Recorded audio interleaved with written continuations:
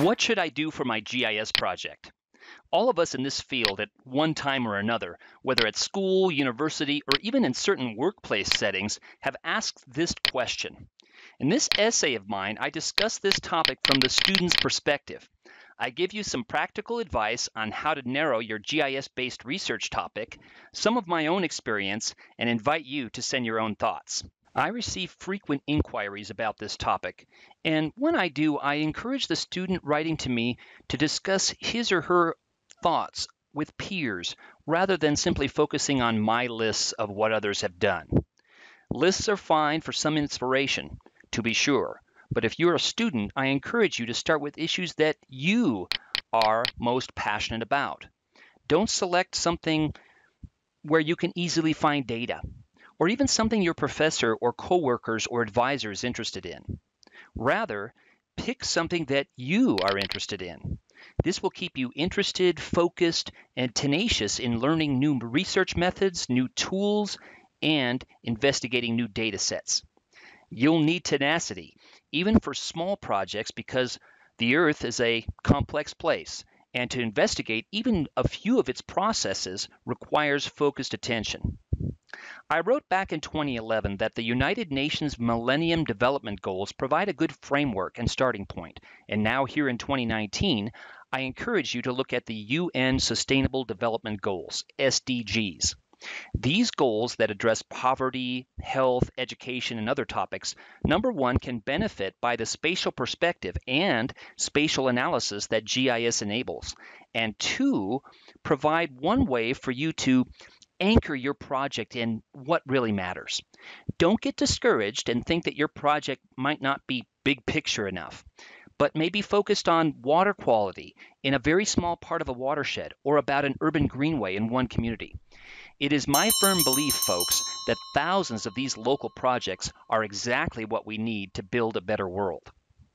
Another source of inspiration are the projects that the students winning the ESRI Young Scholar Challenge create each year that I recently documented with an essay and a story map.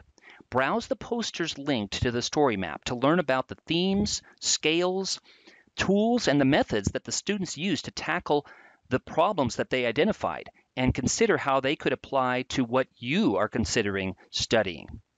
Another resource is the annual ESRI map books that include problems addressed through the application of GIS in hundreds of disciplines, from agriculture to zoology, A to Z, from many perspectives. On that same theme, review the ESRI industry pages, which give a good sense of the fields in which GIS is used. While you are examining the pages in business, health, natural resources, utilities, and other fields, pay attention also to the organizations where the creators of these maps work, and think about which organizations sound interesting for you to work in someday. Consider also the societal implications of what you are studying, including those discussed in our data blog called spatial reserves, such as data quality, copyright, citizen science, the Internet of Things, location privacy, artificial intelligence, etc. I encourage you to read scholarly and trade journals, such as Transactions in GIS, or XYHT, as well as Directions Magazine, Geospatial World, GIS User, GIS Cafe, the ESRI News, and other GIS news and research to understand how research with GIS is framed and conducted and communicated. Follow those on Twitter or GeoNet from whom you can learn from. It may sound old school, but one of my favorite sources of information are email listservs, though limit the number that you subscribe to so as not to get overwhelmed.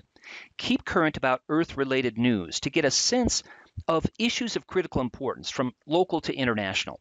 Read about environmental issues or be inspired by innovations that have been achieved in the past and researchers who made those innovations happen. In my state of Colorado, for example, perennial issues include invasive species infestation, such as pine beetles, dealing with urban growth, planning greenways, wise energy use, and an issue that has been with us for at least 150 years, and that's water quality and quantity. Look around you. These days, there's no shortage of Earth-based issues to address. Current events from human health to political instability to natural disasters to economic inequality, energy, water, risk management, and many more are important issues that the spatial perspective and GIS tools can address. Consider also the type of research environment that is most favorable to you. Do you prefer working outside, in a lab or office, or a combination? Does your preferred environment involve working in a team or alone? Allow me to back up what your professors are no doubt telling you. One of the most important considerations on a GIS-based research project is doing something that is visionary, but yet is doable. Doable. To make it doable, given your time and budget, you'll need to limit your scope in several ways. Reducing the number of variables or data sets, limiting the scale, limiting the number of research questions, and/or something else. For example, for my own PhD dissertation research, I originally wanted to examine GIS in education at all levels for the entire world. Well, I eventually settled on the implementation and effectiveness of GIS in secondary education in the USA. Keep a list of things that you're not addressing. And when this project is done, you can return to the most intriguing things on your list for later. I've done this for my entire professional career, and sometimes return to a project idea that I jotted down years ago. For example, several years after my dissertation work was completed, colleagues and I collaborated on an International Perspectives on GIS in Education book, published by Springer with inspiring stories from 33 countries.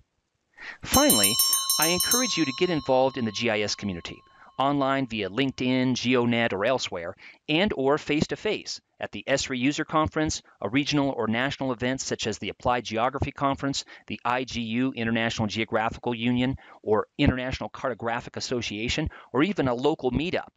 If you can make it to a face-to-face event, I encourage you to choose at least one track in that event that is totally outside your own area of expertise. Sometimes interacting with people with a different perspective and background can be the most inspiring and creative moments of all.